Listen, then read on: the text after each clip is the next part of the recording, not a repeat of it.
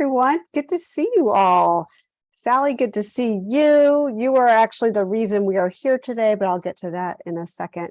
As you can all tell, I'm on vacation. I am not in my normal spot. I'm in Myrtle Beach, South Carolina. I grew up coming here every summer. My grandparents lived here and I stayed with them for a few weeks, going to the beach all day and sleeping all night. And we continue the tradition every summer with my family and my cousins. So I am taking a break off the beach today, here to be with all of you. And we actually have a special guest coming today. I'm super, super excited about it. She's going to be a few minutes late. She's coming in from an event at her daughter's school. So just to get us started, I'm going to go ahead and read her bio, introduce her, even though she's not even here yet. I'm going to introduce her because once she's here, I do not want to waste any time whatsoever because she's amazing. She has a lot to share. And I will tell you that I've been following Mita Mallick for a long time. She has over 100,000 followers on LinkedIn. So, I'm one of them. And I've been following her content for a long time. We both run in the New York City, working women circuit. And then Sally Wolf, who is an Upside member here, reached out and said, oh, I think someone I know is moving near your town and I'm going to meet her for a coffee. Do you want to come? And I was like, sure. And it was Mita. And during our coffee, Mita offered, I did not ask, Mita offered to come here and speak to all of you about her LinkedIn. So she's really, really good at short form LinkedIn. And I'm going to show you some of her posts. And she's going to do an exercise with you today to walk you through her short form posts. And when I say short form, I mean like sometimes 4 sentences. And this is someone who has more than 100,000 followers on LinkedIn. Why do all these followers on LinkedIn? Why does it even matter for someone like Mita, who isn't an entrepreneur? She works for a big company. Why does it matter? Well, she has a book deal now. And that book deal came because of all her followers. It's a little harder to get a book deal if you do not have a baked in audience. So I'm going to read Mita's bio while we wait for her to come on. So Mita Mallick is a corporate change maker with a track record of transforming businesses. She gives innovative ideas a voice and serves customers and communities with purpose. She has had an extensive career as a marketer in the beauty and consumer product goods space, being a fierce advocate of including and representing Black and Brown communities. Her passion for inclusive storytelling led her to become a chief diversity officer to build end-to-end inclusion ecosystems across big and small organizations. Mallick has brought her talent and expertise to companies like Carta, Unilever, Pfizer, Avon, Johnson & Johnson, and more. She's a sought-after speaker and coach to startup founders, executives, and public CEOs. Mita is a LinkedIn top voice, a contributor for Harvard Business Review, AdWeek, Entrepreneur, and Fast Company. She's been featured in the New York Times, the Washington Post, Time Magazine, Forbes, Axios, Essence, Cosmopolitan Magazine, and Business Insider. She was featured in a documentary created by Soledad O'Brien Productions for CBS News entitled Women in the Workplace and the Unfinished Fight for Equality. Mita holds a BA from Barnard College, Columbia University, and an MBA from Duke University's School of Business. She lives in New Jersey, right around the corner from me now, with her husband and 2 children. So she is officially my neighbor. We brought her to the dark side of New Jersey, and we are happy to have her. So Ida is going to let me know when Mita's here. In the meantime, I want to share my screen because I want to show you some of Mita's work, because I think it's important for some of you who don't yet follow Mita. I want you to see exactly what I'm talking about when I say short form content. Okay, let me share my screen. Oh, and you're also going to get a chance to talk to Mita and ask her questions as well. Okay, so short form content. I don't think it gets much shorter than this. I mean, this is a post she created 5 days ago. It already has 143 comments and 940 reposts. Okay, this is it. This is the post. She has a visual right here, just a text visual, no graphics, nothing crazy. And she's repeating what is in the visual in the post. That's it. Be the reason that someone at work feels included. They feel valued, seen, and recognized. They feel like they belong. Each and every one of us has a responsibility to ensure we all feel included in our workplaces. That is it. I mean, for everyone who agonizes over every LinkedIn post, this is someone who has built a 6-figure following on short form LinkedIn posts. Here's another example, right? Here's one right here. This was just posted, 96 comments, 8 reposts, 344 likes. Kelly Lynn Adams, she's an Upside member. She happens to be the first person who's showing up right here. That's a lot of engagement, and it's a text image, nothing crazy, nothing insane, nothing crazy. And look at all that engagement. I'm going to show you another one that Mita did. Very, very short. Another just text-based graphic. I also want to show you, because this is important, I want to show you that here's one with 10 comments and 1 repost. I want to show you this because the point is that even though Mita only got 10 comments on this post, she kept on posting. She doesn't get discouraged if something isn't as exciting or doesn't get as much engagement. And I wanted to show you that because this is someone with a 6-figure LinkedIn following. And even when she gets 10 comments, she moves on. She keeps posting. She doesn't get discouraged. So I'm going to stop sharing my screen now because I have been told that Mita is here. Ida, can we unmute Mita and bring her up with us? Oh, hi. I see her. Good to see you. Thank you for rushing back from your daughter's event. I told Mita, I was like, I have been there. I have done that. I told her I had committed to moderate a panel in the city, and then found out like 2 weeks later that my son had like a band concert that night, and I had to miss it because that was not something I could back out of. So I understand, and thank you for being here. I was afraid, just so all of you know, I was thinking I was going to have to fill about 15 minutes of airtime. Well, thank you so much. I knew if anyone was going to understand, it was you in this community. I found out 2 days ago that my daughter had a year-end party, so I raced over there and raced back like we all do for different things. Yeah, thank you. Well, this community is all about flexibility and balance. And yes, if anyone's going to understand, it is the Upside community. Well, I already introduced you, even though you weren't here, because I thought, well, might as well spend some time so that we just hit the ground running. So I've already read your bio, which is amazing and impressive, and already showed some of your LinkedIn posts so that everyone can get some context. I saw that. I don't think anyone's ever done that. I've never been sitting while someone else is like looking through my content and commenting. So that was pretty cool. Thank you for doing that. Yeah, there's a first time for everything. The point is I know our community. So our members, I'm not saying everybody, but I think most of our members, first of all, their customers, their audience is on LinkedIn. That's just a fact. And everyone would like to build a bigger audience on LinkedIn to either build a bigger audience because they also would love a book deal or speak on bigger stages, or just to generate more top funnel leads for their businesses, whatever the case may be. Everyone, for the most part, wants a bigger, stronger, better presence on LinkedIn. But I have found by talking to many of you here that you are spending a lot of time on your LinkedIn posts. So I have constantly preached, keep it short. It doesn't have to be so long. It doesn't have to be so complicated. And then, of course, I stumbled upon you.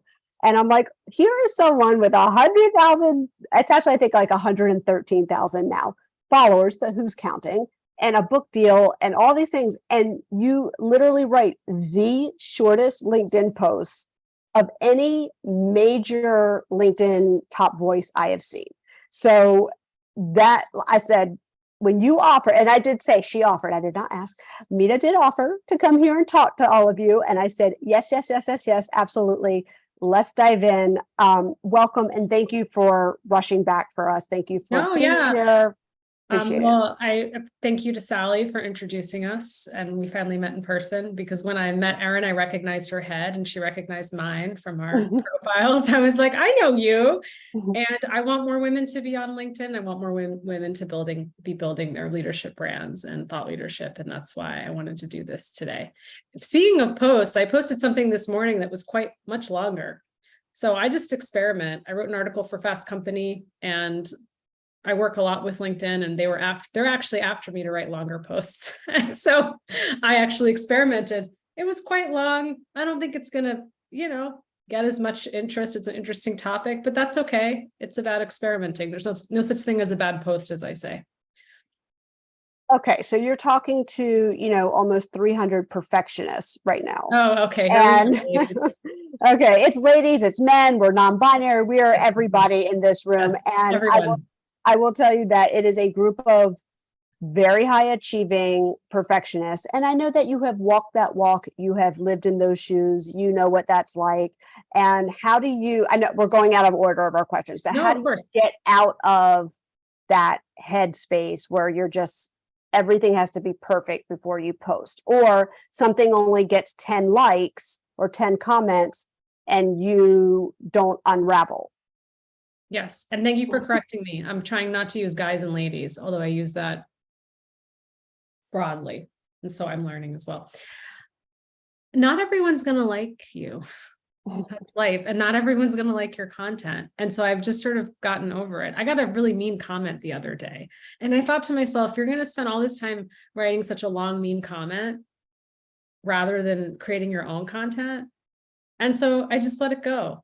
So I think the more you do it, the easier it becomes. And I was fascinated that you were going through my posts. I haven't done that in a while, but I think the one you were showing, I'm pretty passionate about what's happening to women in Iran. I'm an ally. I don't identify as Iranian, but there are a lot of issues that are happening in the world that I'm interested in using my platform to talk about. And I don't really care if it gets that many likes or not. I'm doing it because I want someone to see it, and hopefully I impacted one person. And so there is no such thing as a bad post. My husband tells me not to tag him on LinkedIn. True story. He's like, you spend too much time on LinkedIn. I don't want people knowing we're married. But, I have to beg him for a like. So fine. But it could be that, it's really interesting. It could just be in the moment that you post, there's the algorithm, somebody sees it, it gets traction, and you could post the same content on another day, the same exact day, and it gets no traction. So you can't think of things as a bad post. You could hold on to it. I could go back to the one that was 50 likes and 10 comments.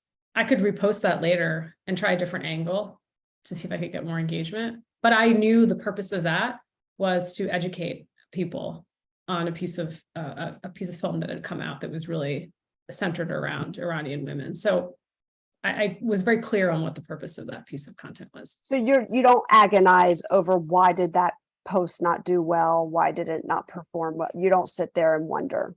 No, I mean, I'll kind of we'll talk about my schedule of how I post, but in the late night after my kids are in bed, I might think, why did it not do well? I might think about it. I might write it down and maybe use it in the future. But that was also a current events timely post, right? The one I did this morning, if you all go look at it, it is a Fast Company piece I wrote. So I also write for a lot of publications. And so LinkedIn is also somebody I work with at LinkedIn was like, you should actually try to summarize your own articles, which I think is weird, but I do it. It's long, it's a long summary. And so it probably won't get as much interest, but I know why, if that makes sense. I know why. I feel like you're known for these short form posts. And by the way, everyone, we're going to do an exercise with you. Well, I'm not, but Mita is going to do an exercise with you, a short exercise so that she can walk you through her thought process of creating a short form post. And the goal is that you'll walk away today with a short form post a la Mita Mallick. And so that's coming as well. And also, if you do if you do have questions, feel free to paste them in the chat, just like we always do with the letter Q, so that we know it's a question versus a comment or a conversation, so we can ask questions along the way. But I'm just going to start with the big question, which is, how in the world did you grow a six-figure following on LinkedIn? Like, how do you think that happened? Slowly and over time. It was consistent. I probably really started during the pandemic. If I went back and looked at my numbers, I'm looking at, we're in 2023, right? I'm losing track of time. We're in 2023. In 2020, when the pandemic started, LinkedIn actually had a call for its first nominations, submissions for its first inaugural LinkedIn Creator Accelerator program. And so I actually really don't like video, Erin. I'm getting over it, but I don't like video. I prefer the written form. And so you had to create a video submission. So I created a video submission. I remember that. And part of it was I wanted to help more women get back into the workplace. And so I had a whole submission and then they accepted it. And so I think from that time till now, that really helped me really think more about LinkedIn strategically and how I wanted to use it. So I would be lying if I didn't say that I care that I have a lot of followers. Of course, on some level I care, but I'm not checking every day. And I think that because of the content and community I've created, it continues to build. But I think it was the consistency over time and getting very clear on who I was and what I wanted to stand for and why I wanted to build a community on this platform. And what was that reason? What was the reason? Was it the book? Was that the ultimate goal? It actually wasn't the book. Before the book, which we'll get into, it was really, I felt pretty lonely during the pandemic, which I think many of us felt. I mean, I was not alone. I was in 1,200 square feet with my 2 young children, my husband, and the caregiver. So I was not, right? And then, of course, many of us had to, given the situation of the pandemic, move on from our caregiver. So it was just the 4 of us. But I felt really lonely and isolated. And that's when I started really showing up on LinkedIn. And also, I was just interested in sparking different conversations that I didn't see were happening. And at the same time, I was starting the podcast. So a lot of different things were happening, but that's actually why I wanted to do it. And when I used to work at Unilever, I used to run diversity, equity, inclusion. I used to also run employer brand. And I had someone who worked for me years ago, reverse mentoring, which is a term. She said to me, "You really like to write a lot and you have a lot of interesting things to say. You should try to get on LinkedIn." And that was like a conversation I had a while ago with someone who said, "Oh, I think you would really enjoy LinkedIn." And so I think there were all these things that happened that built upon each other. I wasn't somebody who got 100,000 followers overnight. And also, we'll talk about this. It's me, myself, and I don't have a social agency. I can't tell you the number of times people reach out to me and say, "I have a book I'm coming out with. Can you tell me who runs your LinkedIn? Like, I'd like to hire them." And I'm like, "Oh, it's me, me, myself, and I." So I also have done this organically on my own. I don't use tools. I don't have anybody creating posts for me. It's just me doing it at this point. I do think that makes a difference. I think that's fantastic. You can tell it's you. It's very authentic. It feels like your voice, or it feels like a human's voice versus an agency's voice.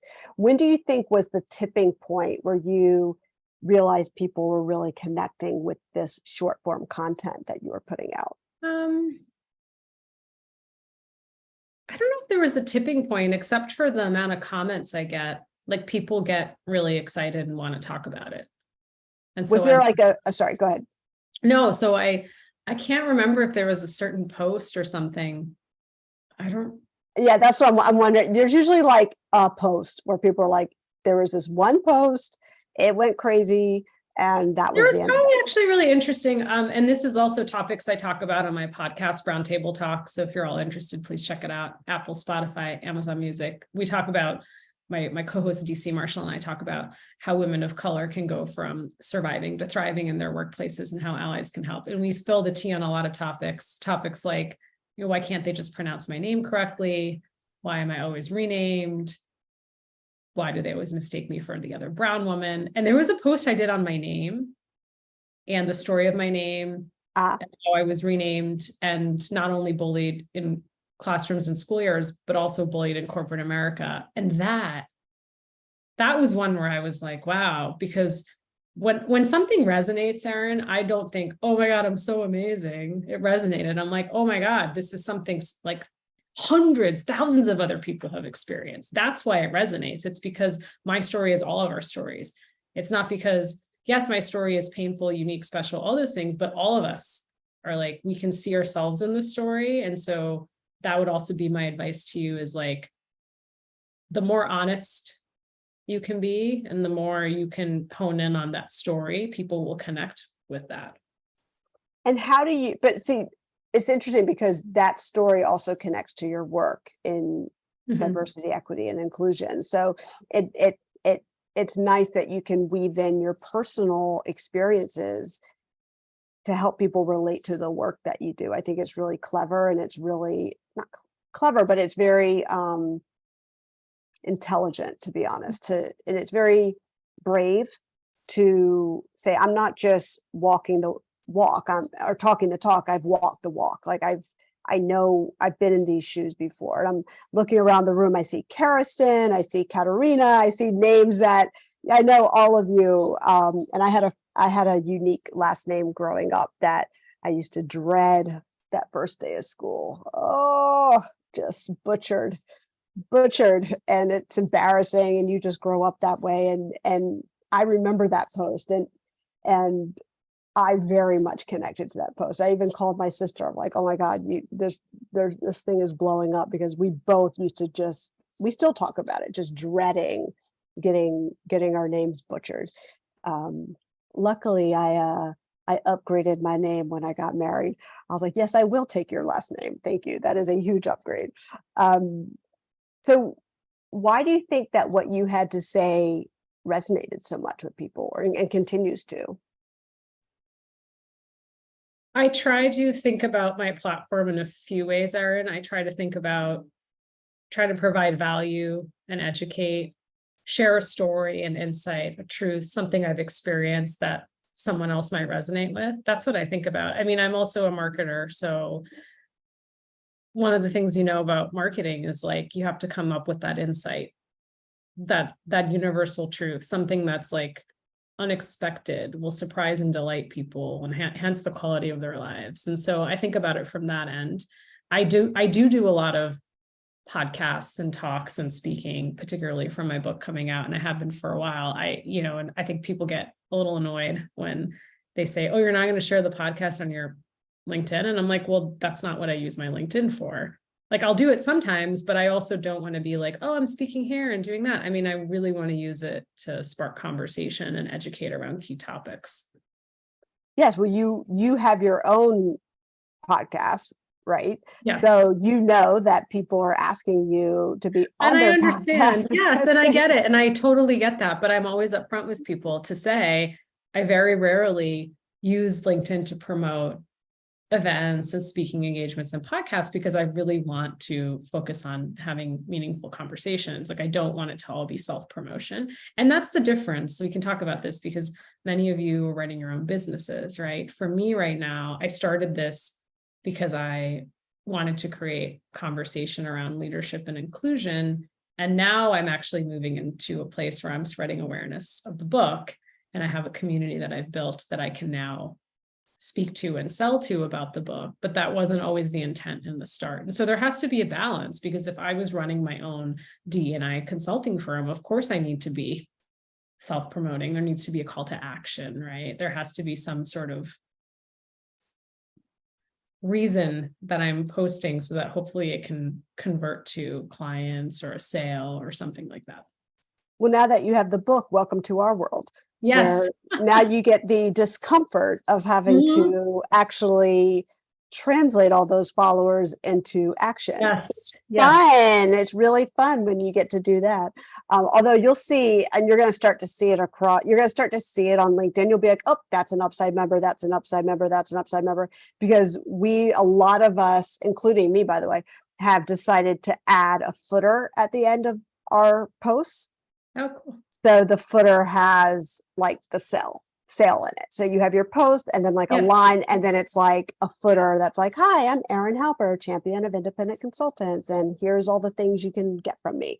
And that way we're like, because it's really hard to weave a non-salesy sales call to action within a post that's so beautifully written, and then you have to yuck it up with having people take action.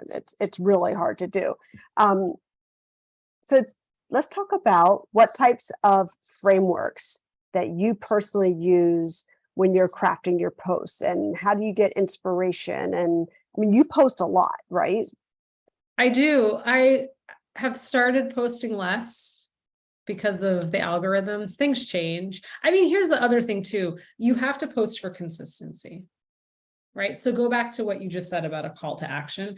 If you are going to start, you're going to post, let's say 3 times a week. Hopefully it gets to 5 times a week.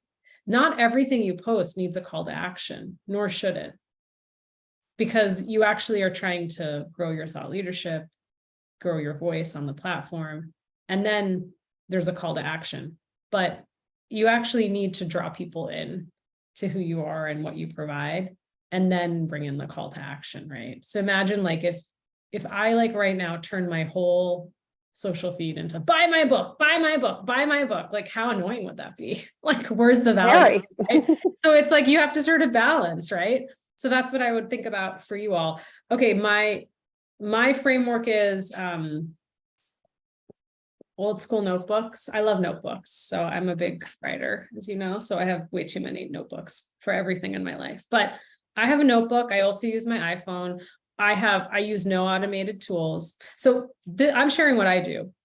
Other people might find this to be completely inefficient. I talked to someone the other day who was like, you use no automated tools? I'm like, no, because the other thing I've noticed on LinkedIn and other social media platforms is I've had some contacts have their accounts suspended when there's like too many automated tools being used. And so I don't use automated tools.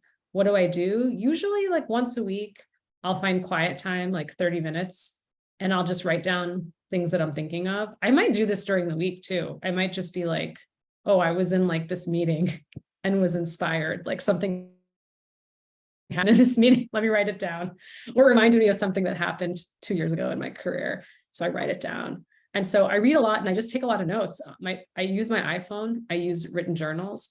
And then I'm usually like at night, like, I don't know, it takes me no more than like 10 to 15 minutes, probably less than that. And I'll post.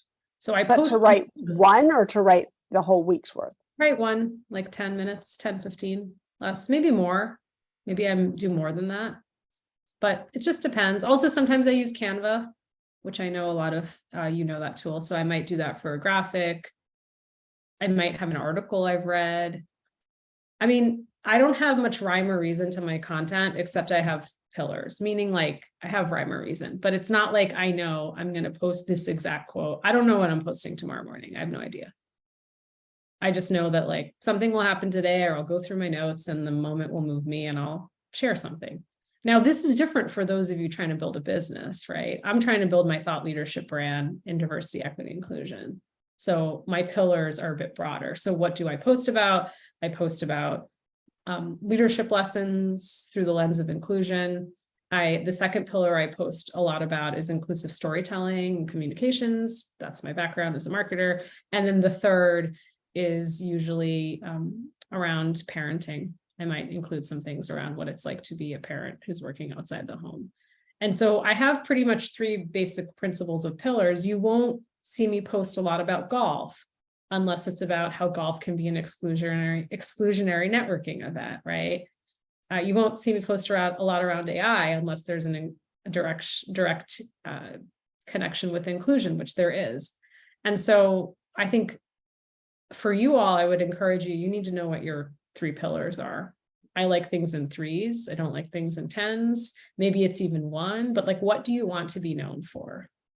Like, what do you want to be known for? And for you all, what value are you providing in the marketplace? And that's how you should really be thinking about your content, because if you repeat it enough times, people will start to recognize you for that, right? I love the 3 pillars, but I always advise our members, what's your one thing? What's like, you'll see me post constantly. Almost every post has the word consultant in it. Now, some of our members are consultants, some are advisors, some own agencies, some are coaches. but I was like, I gotta pick one word. Like, I just want, like, I gotta have like the one thing that people connect me to. And no one wants to do that, by the way, because everyone's so multidimensional and everyone just does so many things so well and they have so many interests and passions, but ultimately it's a business tool. And what is it? What is your ultimate goal on the platform? Why are you posting? Are you trying to get a book deal? Are you trying to build your thought leadership to open up the door to other opportunities? Are you trying to build trust that you're the expert to go to for XYZ? So all the things, but I love the 3 pillars. I would give people 5, but 3 to 5 pillars, but the one word that you want I love that. Yeah. everyone to associate your name with. Like, we associate your name with inclusion. That's an easy one. You talk about it one way, shape, or form every single Absolutely, week. you're right. Yeah, I love that. One word and then 3 to 5 pillars. The other thing I would say for me, honestly, when you were like, why do you do this? I also want to make sure I'm always able to find my next role. I was stuck a few times in my career. So part of also how I developed my LinkedIn brand was to think about how I could be known as somebody who has deep expertise in inclusion and how that could be attractive to future employers. And so that's important for me. The book, which we can talk about, helped me land, my LinkedIn community actually helped me land my book deal. And so all of these things have come out of it slowly over time. But for me, as someone who at the moment is employed by a company, I want to be forever employable, whatever forever means for me. But I feel like LinkedIn is also your 360 digital resume, right? And so people can get I think if Erin was looking to hire a chief diversity officer, she can get a pretty good sense of my background, content, experience, how I think. And so in that vein, I'm also very careful about what I do post about, right? So I currently work in tech. You won't see me indict tech, right? I used to work in consumer product goods and beauty. Now I feel like I can freely talk about beauty brands because I no longer work at a company. So I'm also, for me, very careful about what I post and think about making sure it's more about lessons learned and coming from a place of positivity, and also that I'm a positive ambassador for my company. And so you all thinking about what you do in your expertise, particularly if you have clients that you're representing and your clients in the news, you might have an opinion. I'm sure you're not going to share it on your social feed. So that's also the balance when you think about your content and your voice. Yeah, something that we spoke about, I think it was last week in the Upside on one of our office hours calls, was this concept idea of talking about different client situations on LinkedIn. And I was like, it's what you're saying, Mita. It's just like, it just doesn't belong there, because you're supposed to be someone that's easy to work with. You want to be top of mind. You want people to want that positive energy. And if you're slamming an old client, even if you're not naming them, or you're saying this is annoying you or this isn't right, then it's like a red flag all the way. The more, there's some politics, there's some diplomacy of figuring out what's appropriate, what's not, and what's really aligned with your end goal. And by the way, yes, the more controversial posts certainly do better, but there's no point in having a post that goes viral if it's a post that doesn't align with your end game. And that has happened to me before, by the way. And it's like, there's a gentleman by the name of Adam Posner. I've just been on his podcast, and he talks a lot about he is trying to build his community with intent. And so he talks about the dopamine drug of going viral. And so like how people are chasing that, but you have to be building your brand authentically around who you want to stand for versus chasing clicks. Because in the end, that's going to hurt you. And so as you'll see with any type of social media, extremes work really well.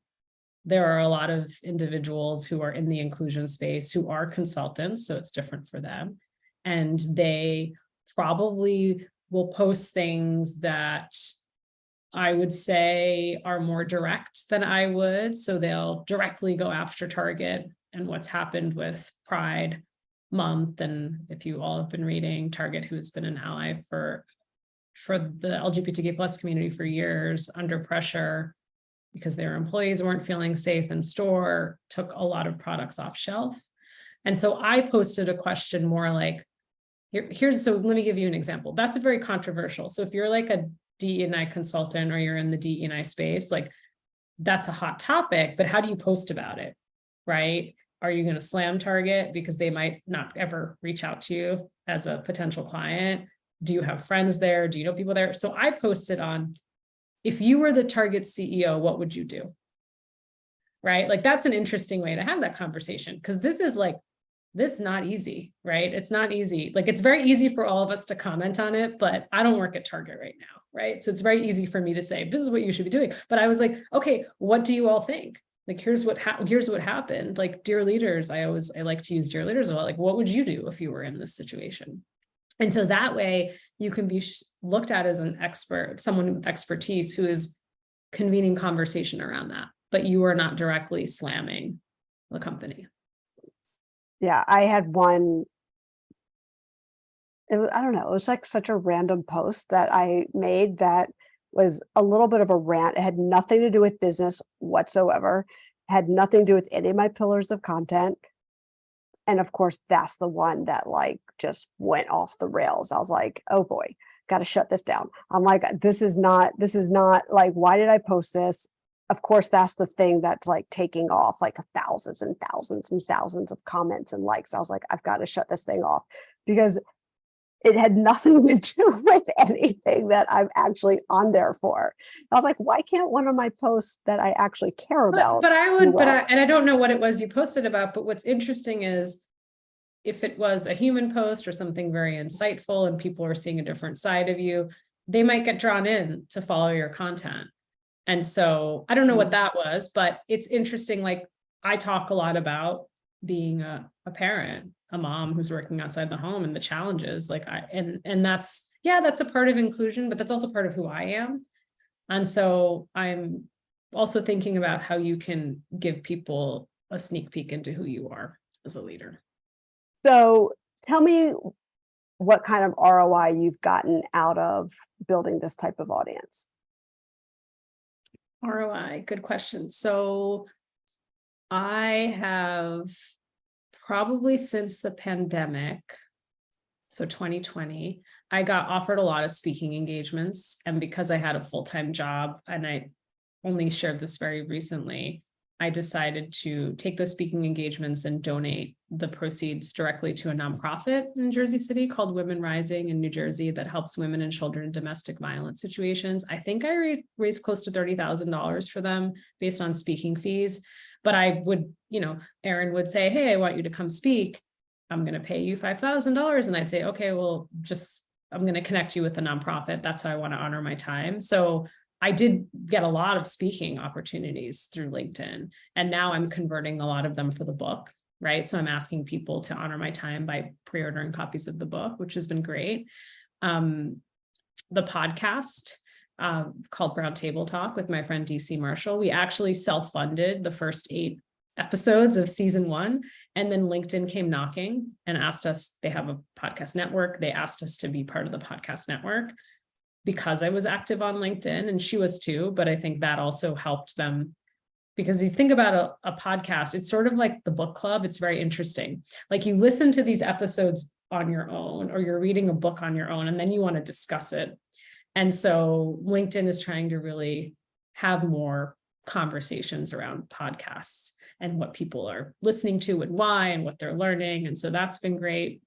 And then it's really interesting. I wrote this book 4 years ago, and it was a real journey to get it published. And one of the big pieces of feedback I got was Mita has I remember what it said. It said, Mita's words pop off the page. She's an amazing storyteller, and she doesn't have enough followers. So I don't know who's going to buy this book. And that was from a pretty big publishing house. And so I know many of you have probably heard the term rainy day folder. And so, yes, I have a rainy day folder of like all the love notes people send. And if you don't, you should do that, because you should have that available on the days when we feel really down. It's like, you know, you can go back and look at that. I have a rejections folder. Yes, I do. I have all the rejections people sent about my nonfiction proposal. And I go back and look at that, not to make myself feel bad, but just to be like, wow, you've come far. And that was one from a pretty big publishing house. And so I was like, so my friend, Land Fan, CEO and founder of Community of Seven, you should all follow her on LinkedIn. She's amazing. I was like so devastated. I was getting all these rejections. And she's like, you know what, just keep building community and conversation and the book will happen. And so then I kind of pivoted for the last year and a half. I was just like focused on all the other things I like. And then Wiley came knocking and was like, asked my friend Dee, who has a book deal with Wiley, does your co-host Mita have a book deal? She's following her content and sounds amazing. So amazing. So you're getting asked for paid speaking opportunities. You're getting asked to speak on podcasts. You're getting elevated by LinkedIn as from a corporate level, and you got a book deal. And of course, there are opportunities and doors that haven't even opened yet. As you mentioned, just making sure you're always employable. I mean, I think that is that's my huge. biggest fear, to be stuck in a toxic work environment, which has happened to me before. And so honestly, that's my biggest fear. And I won't ever let that happen to myself again. The other thing, I think there's some questions, Erin, we could take, or someone had a really.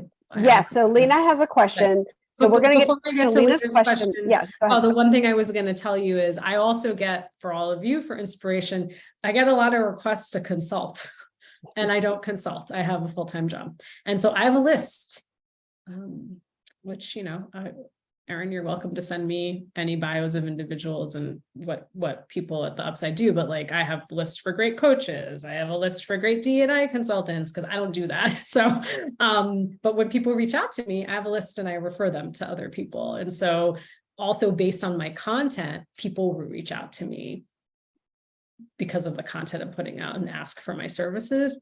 Never say never. It's not something I want to do right now in my life. And so that's also a really good reason to get on LinkedIn. Yeah. I mean, I love the idea of clients coming to you. Like, I love the idea of building this inbound pipeline, but it takes time to lay that groundwork. It doesn't happen overnight, and it takes consistency. And consultants are so strapped for time, more so than most full-time employees, because they have to, hunt for their own food. And so it's hard to make time to do that. But I love the idea of dedicating 15, 20 minutes a day to post something and to engage. And if you do that consistently for, over time, it really does pay off. And look at all the ROI that's come to you. Look at all the opportunities that fall in your lap, so much so that you can't even take them all. And I'm happy to pay them forward to other people. The other thing I'd say, and then we'll take the question, I wanted to go back to the framework piece, because I'm now in a place where I've done this long enough that I'm pretty fast at it.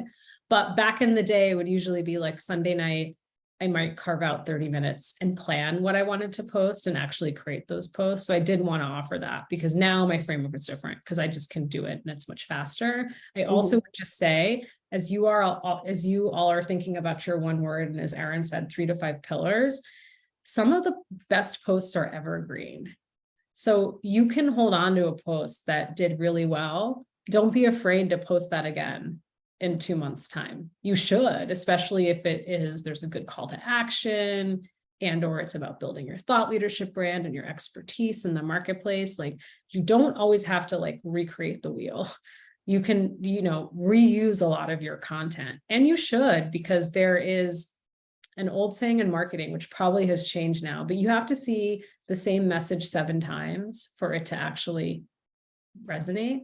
And so think about yourself as a brand. You're providing services, expertise. You have to it might sound repetitive to you, but there's so many people who haven't heard the message yet. So you have to keep repeating it. And sometimes a good message is worth repeating. So let's get to Lena's question, and then we will go into a LinkedIn post exercise. So in the meantime, if you do not have pen and paper or document up and ready to type, go ahead and get that prepared while we go ahead and read Lena's question. So Mita, thank you for sharing your loved experience with us. You mentioned making sure you're careful not to slam companies and industries you're working in or want to work in. Can you share how to make sure you're not allowing your voice to be policed, as is common for Black and brown women? I have a strong personality and I've experienced people trying to manage, handle, and police my voice. So I'm wondering how you navigate expressing a liberated voice while not stepping on toes. Thank you. Wow, that's a great question. I mean, all I can say is I try to lead with positivity and truth and education. And so I always think about that. It's also the manner in which you say things. And so I think about, is there a lesson learned? Is there positivity in here? So I don't think about it as, I don't think about myself as much as like self-policing my own voice or others. But I guess for me, because I do work for a corporation, I think about that. Like if I'm going to post negative things about tech or my employer, I shouldn't work here anymore. Right. And so that's more not about policing for me, my voice, but about like my values no longer match, if that makes sense.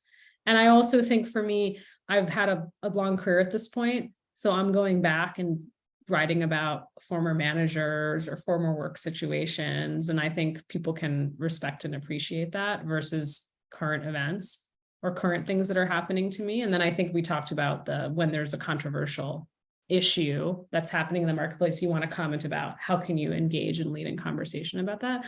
But I mean, it's a great question. I'm still figuring it out. Yeah, I think the biggest takeaway I have from what you just said is leading with positivity. Yes. Leading with positivity. And is there a lesson to be learned? Is there a conversation that can be started with a positive angle? And listen, Mita, you've said it yourself that you get plenty of nasty comments too. I do. And so you have to I can't hold on to that. Not everyone's going to like me. And then I'm like, is this a real person or are they a bot? How many followers do they have? 8. Okay. Report and block them. Do you report and block them? I report. I mean, listen, here's the thing. I think I'm going to say this. I think in our families and our communities as a country, we've lost the ability to disagree. So I like to have disagreements with people on LinkedIn because I will learn something new. I don't want everyone to agree with my content. I want to learn a different point of view, but you have to do it with kindness and respect. Otherwise, scroll on by. So if you're going to be nasty in the comments, you'll see me say a lot, thanks for your perspective. It's true. Like, thanks for your perspective. You saw my post, you didn't agree with it. I appreciate that you commented. But if you're going to use hate language, if you're going to come after me or someone else, I'm deleting it and I'm reporting you. Good. Okay, great. One last quick question. This is lightning round. Quick question from Veronica. Then we're going to do an exercise. When you say reuse or repost comment, do you literally mean reposting the exact same post or do you rework it in some way? I do both. So that name post, I haven't done that. I mean, that name post, the story of my name, I don't know how many comments it got. It got 100,000. It went like viral in a way that I didn't anticipate. I actually haven't done it. I could go back and do it. Haven't done it. You could do the same exact thing. I would give it space and time. So if I had a post this morning that do really well, I haven't checked my LinkedIn, but I wouldn't post it again next week. I might do it in July, middle of July. And then you could also, so you do it in July and that does still really well. You could then tweak it a bit and experiment with the message or the graph. Okay. Yeah. Okay. Now I know we are going to have some other questions, but I want to get to the exercise first. Yeah. So the whole purpose, the whole theme of today's session is short form LinkedIn posts. And that seems to be just the dang hardest thing for people to do. Yet you do it every single day. It's all short form. Some are even so short, I have to read it 3 or 4 times because I'm like, how short can Mita get here? And they are super, super short, but yet they do so well. So I want to spread that love across the upside because I want our members to spend 10 minutes instead of 1,000 1,000 gazillion minutes on their LinkedIn post. I want it to be less overthinking and more short to the point, move on, just to get it out there. Easier for me to say. It's not that, they all have their own businesses and they have to live with these posts, and they're all trying to build thought leadership. So do you want to do the exercise, Mita, or do you want me to read the 3 prompts? Why don't you read the 3 prompts? Go ahead, and then I'll Okay. So Mita gave me 3 prompts to read out loud, and I am also going to ask Ida to paste these in the chat if you don't mind. So Mita says, pick one of these 3 prompts. The first one is advice I'd give my younger self about a moment that made me question my worth or value. Prompt number 2, here's one thing I'm really struggling with. And prompt number 3, in this latest article I read, I was struck by these 3 things. So pick one of these 3 prompts. And Mita, what do you want them to do with one? Pick one prompt. What do you want them to do with the prompt? Okay, so Erin just read them. They're in the chat. Just do this. Go with the one that you're drawn to. Don't overthink it. There's 3. Which one just jumped out at you? Pick it. And then we're going to do a 2-minute, 3-minute timer. I think we're close. Maybe we do 2 minutes, Erin. Just write down whatever you want. And then I need a volunteer to help someone. And this is learning, right? Because just going to write down 2 minutes, like whatever comes to mind. Just okay, I'm setting the timer for 2 minutes and 24 seconds because that just happened to be what was on my timer. Okay, so you get an extra 24 seconds, everyone. Timer is set.